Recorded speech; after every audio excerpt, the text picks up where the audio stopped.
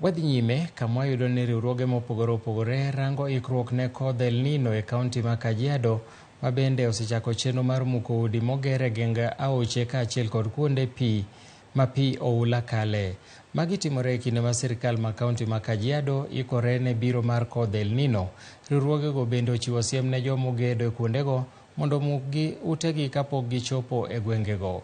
Jodak ma kaunti ma Kajiado bende orwako paro ma kamano ka gikwayo piny owacho ma Kajiado mondo oket maino e duoko lowo mag piny owacho ne jopiny mondo otigodo e chenro mopogore opogore.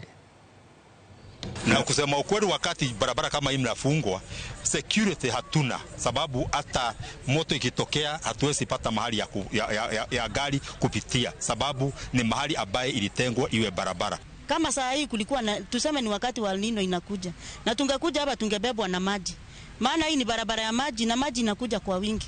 Sasa hebu niambie, saa ile kumenyesha namna hii, hao watoto mtapewa hata si wana hatari ya kunini ya kuumia na hiyo maji, hiyo ubaridi na kila kitu. Kitambo El Nino itufikie vizuri, nafikiri ni kazi ambayo kwamba tutashirikiana na enforcement, village administrator, ward administrator kuhakikisha maji napata njia yake. And with what was happening, there would have been a health hazard given that the rains are coming. Waterborne diseases were going to be prone. So I thank the county government for listening to the people and helping them fulfill what was supposed to be done. In terms of the issue of the grabbing of land,